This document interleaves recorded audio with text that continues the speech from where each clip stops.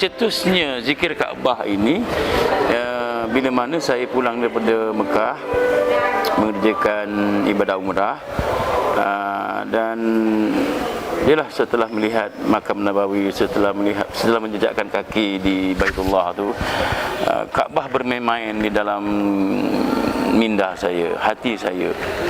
Saya teringat akan Kaabah ni.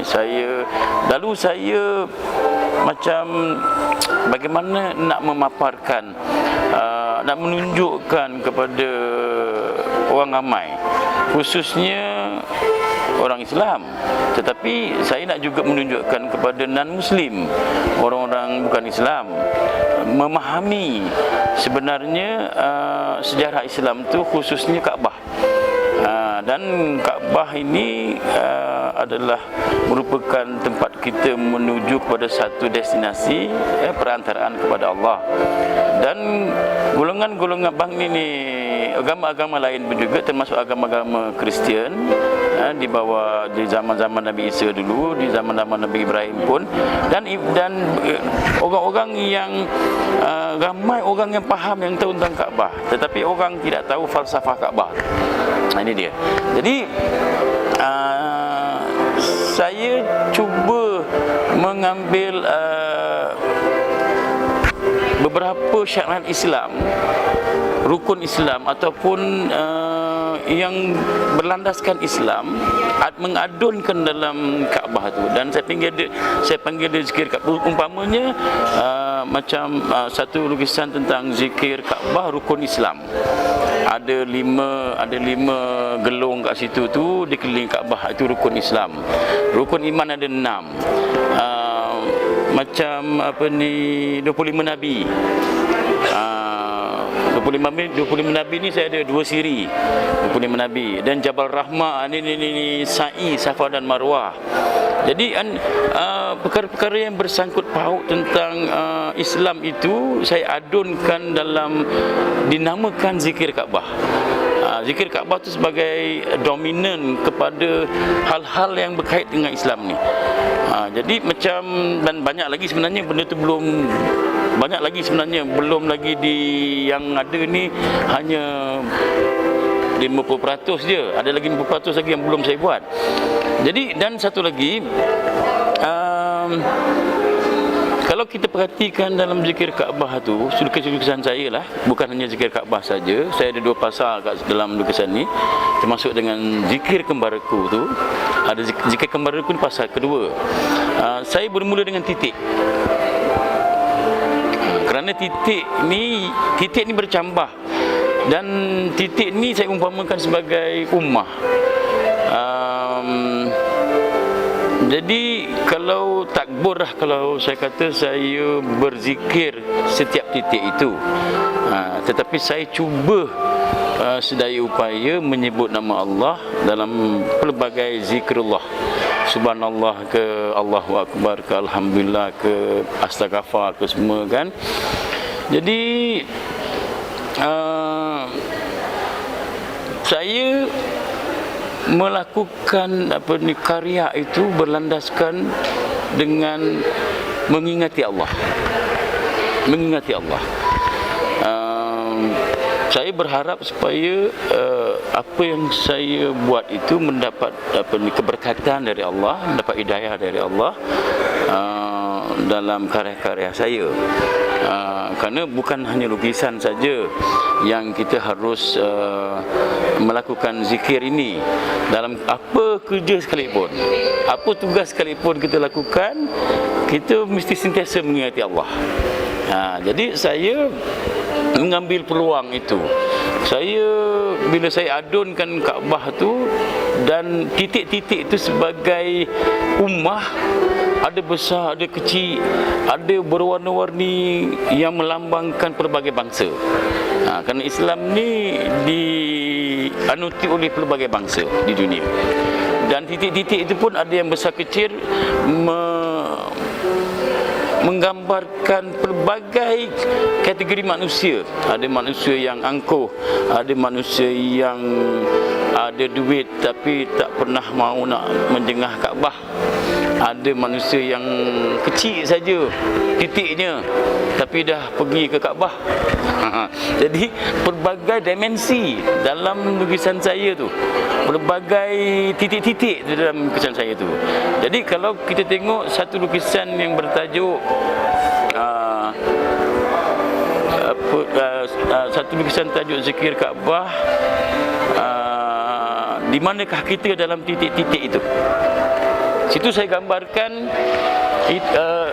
lukisan tu saya mimpi sebenarnya. Mimpi tu tapi saya elaboratekan dalam lukisan. Mimpi tu saya melihat Kaabah wujud. Kemudian tu di dalam saya punya mimpi tu, kemudian tu ramai umat-umat ni di keliling Kaabah tu membuat tawaf. Kemudian tu timbul pula kan ada kegelapan-kegelapan di luar gelung tu, yang orang-orang yang tidak, ialah dikatakan orang-orang yang tidak beribadah, tidak beriman. Jadi itu lukisan pertama saya. Itu lukisan pertama saya. Itu yang saya terus buat besok tu, lukisan tu dalam ambil canvas, saya buat. Dan saya bila siap saja lukisan itu menjadi satu tanda kepada perkara-perkara yang saya nak terangkan kepada, umpamanya misal kata ada bengkel, ada ceramah, ataupun ada dipanggil-panggil oleh universiti, fakulti universiti kan, bercakap tentang zikir Kaabah ni. Jadi dia bertolak kepada pelbagai aspek situ. Dari segi keimanan, dari segi sejarah Kaabah tu, dari segi kepasrahan kita kepada Allah Ta'ala. Jadi ini yang saya gabungkan dalam zikir Kaabah tu. Dan yang lebih dari itu ialah tujuan saya memaparkan Kaabah ini untuk diketahui oleh bukan hanya orang Islam, juga orang-orang yang bukan Islam. Tapi kadang-kadang yang bukan Islam pun tak nampak. Pun tak nampak akan pun bertanya-tanya apakah kotak hitam itu, dia kata. Tapi yang klisenya, yang menjadi dia punya sinisnya, kaum lain umpamanya Cina, ada yang melihat faham bahawa itu adalah simbol Kaabah.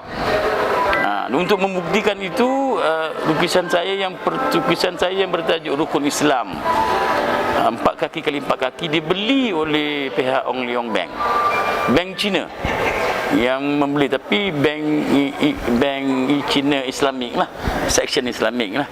Tapi yang memilih itu ialah seorang Cina, general managernya, tapi yang dia punya orang kanan-kanan, pegawai eksekutif ni orang Islam lah, yang mentadbirkan Hong Leong Islamik ni.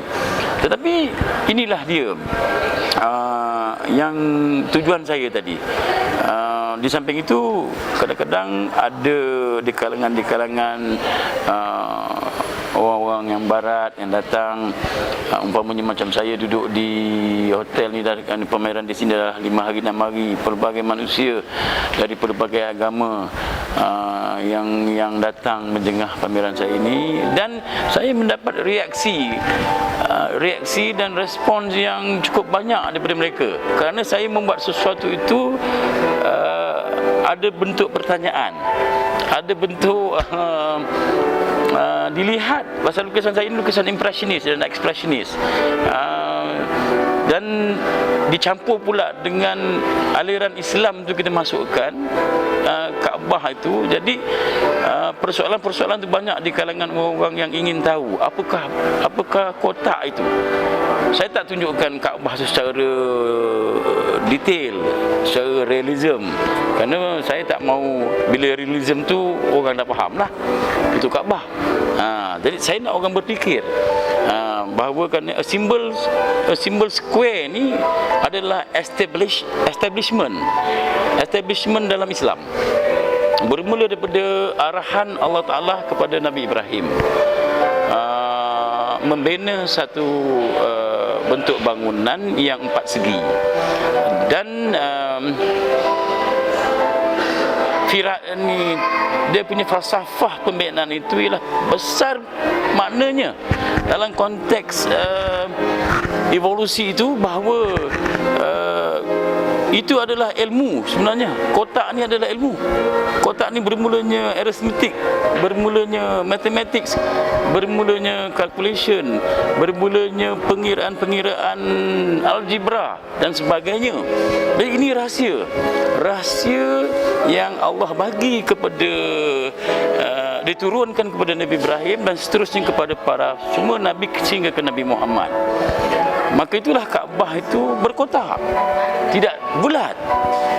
Jadi di sini yang banyak orang kita, orang Islam sendiri yang tak tahu definisi kotak tu, Dan selain daripada itu ialah juga Kaabah tu disuruh dibalutkan dengan kain hitam, bukan dengan kain kuning, bukan dengan kain putih. Dari dulu lagi disarankan dan disuruh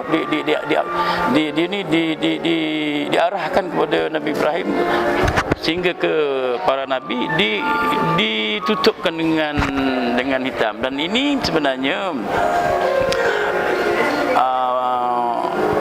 konsep kepada kehitaman itu ialah kita kena faham tentang qada dan qadar dalam Islam tu. Qada dan qadar ni ialah baik dan buruk, kan, tinggi dan rendah. Jadi kan hitam dan putih. Jadi maka tu Kaabah tu dibalutkan dengan hitam supaya kita mencari keputihan.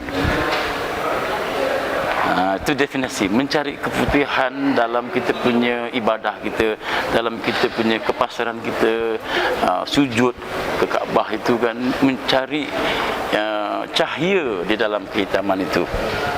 Itu yang saya belajarlah. Tapi kalau misal kata ada lagi para sarjana atau para ulama-ulama yang berpendapat yang ada perkara-perkara lain itu wallahu alam bagi saya.